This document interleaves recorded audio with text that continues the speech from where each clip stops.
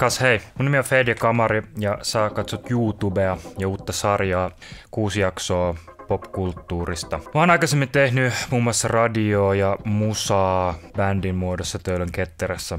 Tehnyt kaiken maailman tempauksia. Ja tää ykkösjakso puhutaan popmusiikista ja tekoälystä. Asioista, joihin meidän olisi ehkä hyvä kiinnittää huomiota. Asioita, jotka tulevaisuudessa tulee muuttumaan ja meidän on hyvä olla silleen näppäimellä. Sä voit ottaa tän joko ihan podcastina tai sit sä voit antaa tän upean Sinin tekemän videon, kuvittaa ja konkretisoida tätä storya entisestään. Saako esitellä Julianin, joka voisi mullistaa meidän tavan ajatella ja kokea? Sanoma ja miten se sanotaan, niin se vaan vahvistuu ja vahvistuu. Tämä antaa siihen paljon uusia ulottuvuuksia. Mutta mennään asiaan. Miltä kuulostaisi ajatus tekoälyn säveltämästä pop-musasta? Siinä missä automatisoitu teollisuus on raivannut tieltään hitaat ja tehottomat ja virheisiin alttiit ihmiset, missä viipyy vastaava murros taiteen viihteen aloilla? Mä en usko, että meillä olisi mitään syytä ajatella, etteikö tekoäly osaisi oppia meidän estetiikan tajuun, meidän huumoria, mitä tahansa inhimillisenä pidettyä. Ja etteikö tekoälylle voisi opettaa tavallaan samat asiat mitä ihmiselle, että hei, tällä tavalla tehdään hittimusaa. Koska vaikka popmusa onkin täynnä mystiikkaa ja karismaa, on tähtiä ja on aikaan sidottuja ilmiöitä, niin edelleen, niin itse musiikki on loppupeleissä hyvin yksinkertaista, myöns tai sen ei. Musiikki ja taidon kautta historia on ammentanut tajunnan ja tietoisuuden laajentamisesta. Olisit kyseessä hengelliset rituaalit, shamanismi tai vaan utelias suhtautuminen psykedeellisiin huumeisiin ja päihteisiin. Ihmisellä on joku tällainen perustarve jossain tosi syvällä päästä kurkistamaan asioiden taakse ja löytää jotain uutta. Makiat on justiin se, että sinä pääsee niinku omaan mieleensä seikkailemaan syvemmälle, mitä pääsee, jos sä vaan istut ja rupeat mietiskelemään omultelta. Joten saako esitellä Julianin? Mä oon kehitellyt tämmöisen kuvitteellisen tekoälysovelluksen, joka voisi mullistaa meidän tavan ajatella ja kokea musiikkia. Enää ei tarvitse vuokrata mitään orkesteria tai yhtiötä soittamaan omaa teostaan. Julianin koti olisi pienessä mikropiirissä, ja tässä mikropiirissä oli 3 komponenttia. Ja yksi näistä oli ohjelmoitu vastaanottamaan valtava määrä tietoa. Tätä tietoa Julianille kävisi louhimassa erilaiset botit, jotka lukis muun muassa Instagram-päivityksiä, Wikipediaa, promotiedotteita sekä oikeastaan mitä tahansa tekstiä, mitkä täsmäis erilaisia aihetunnisteisia. Tätä duunia tekisi kellon ympäri. Tälläkin hetkellä internetin käyttöasteesta liikin 40% on erilaisia botteja. Ja mikä on kiinnostavaa, niin suuri osa niistä suorittaa jotain vähän ikävänä pidettyä, esimerkiksi kuuntelemalla jonkun artistin musaa taukoamatta ja sillä keinoin koittaa saada sitä nousemaan tuolla listoilla korkeammalle. Pennuit kerätään rahat veke, että joo, et ostakaa paita, ostakaa sitä, ostakaa tätä. Että joo, nyt tää on muotia, että ostakaa nyt tätä tällä viikolla. Se on mennyt tällaiseksi tää musiikkijuttu. Että... No, puolestaan sitten datakeskuksen jälkeen Julianin toinen komponentti pyrki lajittelemaan ja prosessoimaan tätä tietoa, esimerkiksi vertailemalla sille syötettyjen musiikkikappaleiden ominaisuuksia toisiinsa. Hittibiisissä on hyvä teema kautta intro, semmoinen energia, mikä pitää sut niinku vallassa. Et sä et oikein osaa sanoa, mikä tässä nyt on, mutta siinä on joku sellainen jännite, hyvä teksti ja semmoinen kertosää, mitä pystyy laulamaan iso massa mukana. Tämä vaatisi Julianilta jo jonkin verran oppimista, mutta mekanismi olisi hyvin samankaltainen kuin erilaisissa puhetta tai tekstiä tunnistavissa sovelluksissa, vaikka Google Translateissa. Ja sen sijaan, että Julian esimerkiksi oikeasti saisi sanoa, että tämä kappale on jatsia, koska se jotenkin oikeasti sydämessään ja aivoissaan tietä sen, niin se perustelisi sen sijaan väitteessä vaan sillä, että tämä on niin samankaltainen kuin jotain, mitä silloin aiemmin syötettyä, ja näitä kahta asiaa vertailemalla tämä arvioisi hyvin suurella todennäköisyydellä oikein. Eli asettamalla 2 asiaa vierekkäin voi todeta, että okei, että nämä on niin samanlaisia ja toisesta mulla on kerrottu, että tämä on tämä, niin tämä toinenkin on varmaan tämä. Ja lopulta nämä tekoälyalgoritmit ja tämmöinen tekoälymatematiikka ja logiikka on näinkin yksinkertaista. Mikä toi on? Sehän liikkuu. Älä tule tänne päin. Hei, tää on se keskusopiston uusi hopotti. Painonoppia. Nyt se alkoi änkyttää. Ole ystäväni mulle, niin teen työksi mulle. Jotta Julianin potentiaali ei jäisi pelkästään tiedon järjestämiseen ja tällaiseksi kirjastorobotin työksi, niin sille piti myös syöttää monenlaista muuta tietoa. Esimerkiksi missä eri tilanteissa ihmiset kuuntelee musiikkia, missä ne liikkuu, mistä heidän kaverinsa ja heidän kaverinsa ja vielä heidän kaverinsa tykkäävät. Se pitää kokea se speedmetallin. Se on niinku tämmönen hengellinen ylösnousemus, että se yhtäkkiä kalahtaa kalloa ja sitten ei voi muuta kuunnella kuin speedmetallia. Ja tää on ihan tällaista perussuosittelualgoritmia arkipäivää niin ikään, että nyt vaikka täällä YouTubessa, kun tää video jossain vaiheessa loppuu tai sä et edes välttämättä jaksa katsoa tätä eteenpäin ja sä mietit, että mitäs muuta kiinnostavampaa täältä löytyisi, niin senkin joku algoritmi on sulle päätellyt. On aina ollut tärkeät varsinkin ne biitit. Että ne biitit pitää olla kunnossa rajumpaa ja uudempaa soundia mun mielestä. Mut jos sä haluat koettaa vähän niinku viilaista algoritmia linssiin, niin katsoppa tää video loppuun ja you are the enemy of the algorithm system. No niin, mennään eteenpäin. Esimerkiksi Netflix kertoo prosentteina, että kuinka sopiva joku sarja tai elokuva sinulle olisi. Vähän kuin joskus koulussa laskettiin rakkausprosentteja. Että tyyppi, kehen olit vähän ehkä ihastunut, niin sitten erilaisten kaavojen kanssa laskettiin, että kuinka sopivia te lopulta voisitte olla toisillenne.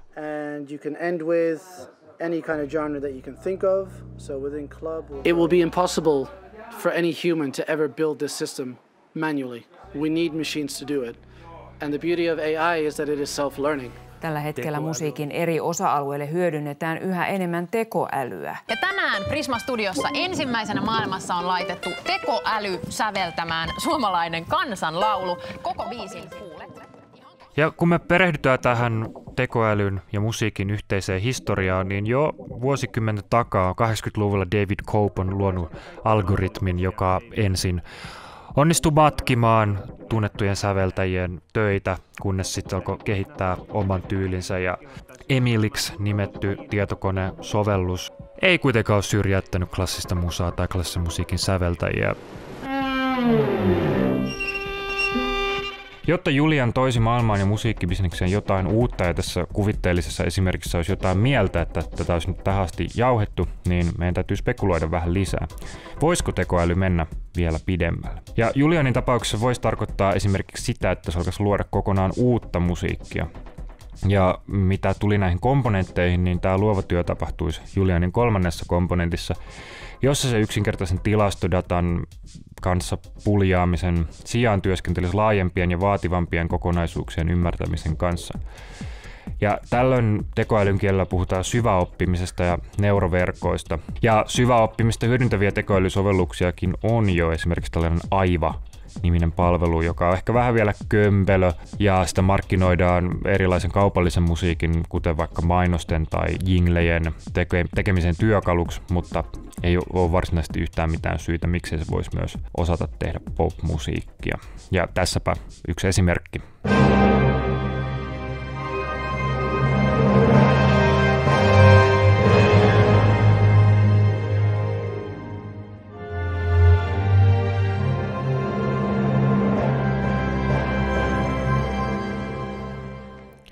Tässä siis Aiva-tekoälyn tyhjästä nyhjäsemä, pierasema biisi. Ei lainkaan hassumpi, vai mitä?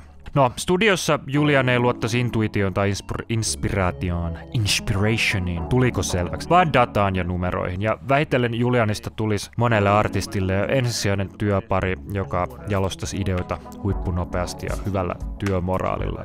Et siinä missä tämmöisessä tavaamassa biisinkirjoitussessiossa saadaan ehkä hyvässä lykyssä aikaa yksi biisi tai se kokemus, mikä mulla on biisinkirjoitussessiosta, niin niissä selataan puhelinta ja keitetään kahvia. Julianinkaan tällaista ei olisi. Se vaan tekee duunia. Ja levyyhtiössä voitaisiin keskittyä brändien rakentamiseen, kuka on kiinnostava artisti, kuka on mielenkiintoinen hahmo ja tavallaan siihen inhimilliseen tasoon, mitä me ihmiset tullaan kuitenkin aina kaipaamaan. Idoleita, jotka olisi etäisiä. Muumien Mörkö oli aika paha itselleni. Ei, Muumien Mörkö on ihana. Tuo kunnon gangsta-mimmi. Sitten toinen asia on tietysti tällaisen musiikin tulevaisuus. Tällaista tulevaisuuden tietokonesäveltäjää voitaisiin lähinnä verrata teolliseen muotoilijaan tai ehkä paremmin muodin luojaan. Julian tekisi popmusiikista teollista muotoilua ja pelaisi sen läpi. Ja Julian olisikin kuin tällainen kultamunia tai pikemminkin kultalevyjä sisuksistaan muniva Sampo. Mutta onko vaara, että näin voisi käydä oikeassa elämässä? Että tulisi joku tämmöinen Julianin kaltainen popmusiikin helvetin kone, tämmönen digitaalinen rikkaruoho, joka kuristaisi inhimillisen kulttuurin tieltään. Onko riski, että jos antaa pikkusormen, viekö se koko käden? Tuleeko meistä ennen pitkään robottiviihteen kuluttajia, mikäli emme ole varovaisia? Henkilökohtaisesti mulla on tosi tärkeää se, että kun mä laulatan laulajaa, niin viritetään se laulaja siihen moodiin, kun se biisi tarvii, ja tehdään semmoinen turvallinen olo laulajalle, että se pystyy myöskin niin kuin tuomaan itsensä tuohon noin pöydälle. Ja nämä on semmoisia asioita, mitä tietokone ei tule ikinä pysty tekemään. Niin kuin se sanoma ja miten se sanotaan, niin se vaan niin kuin vahvistuu ja vahvistuu. Musta olisi tosi siistiä, jos olisi vaikka tämmöinen niin kuin robotti. Esimerkiksi Alexa voisi sanoa silleen, että nyt se käynnistyy. The Oscillators tracks are Jim Semolina, The Exorcism, Evil Thoughts, The Obsession, Man from the Moon. On aika todennäköistä, että tuomiopäivä ei tule Julianin eikä minkään muunkaan tekoälyn mukana. Uusien asioiden vastustaminen ja varominen on tietty tosi ymmärrettävää, mutta mitä me lopulta siinä oikein pelätään, on ehkä kiinnostavampi kysymys. Painetaan nyt jotain toista nappia, muuten tämä elämä menee tosi risaksi. Paina nyt sitä N:ää.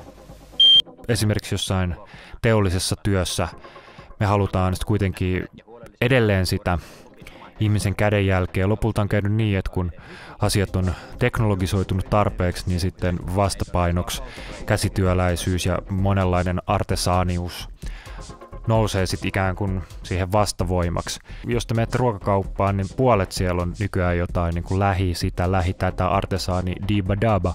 Mutta miettikää nyt silleen, että jos joka ikisessä Suomen kaupassa myydään vaikka jotain artesaani juustoa tai artesaanisipsejä, niin näyttäkää mulle se käsityöläinen, joka niitä sipsejä siellä pystyy vuolemaan koko Suomelle. Ei semmoista ole olemassa. Ja sen takia mielestäni uhkakuvia siellä voisi suunnata katseen myös tekoälyn tuomiin mahdollisuuksiin. Että popmusiikin valta ei ole enää ainoastaan isoilla varakkailla levyyhtiöillä, eikä suosio ja onnistumiset niistä riippuvaisia. Vaan vienyt musiikkiaan määrätietoisesti ja kunnianhimoisesti haluamansa suuntaan. Tämän kaltaiset efektit. Nämä on tullut entistä useampien saataville. Ja mitä se on tarkoittanut? No sitä, että popmusiikin soundi muuttuu koko ajan, sinne tulee enemmän taitavaa porukkaa, koska ne voi omaehtoisesti tehdä sitä, mitä ne haluaa. Ne ei ole taloudellisesti riippuvaisia siitä maailmasta ja niistä tavallaan popmusiikin rakenteista. Kyllä mä uskon, koska mulla on toi niinku taiteen tekeminen tähtäimessä ja tää antaa siihen paljon uusia ulottuvuuksia. Mä uskon siihen, että tekoäly on uusi murros ja sen avulla meidän inhimillinen kulttuuri vaan rikastuu entisestään. Mutta se murros on ihmisten eikä teknologian käsissä. Me ei voida vaan ulkostaa ja jättää sitä vastuuta tekoälylle. Ei tälle mun keksimälle Julianille eikä yhtään kellekään muullekaan, vaan lopulta se valta ja vastuu on ihmisen niin pitkään kuin tällaista ihmiskulttuuria täällä on. Kiitos tästä ja ensi kuussa jatketaan uudella aiheella.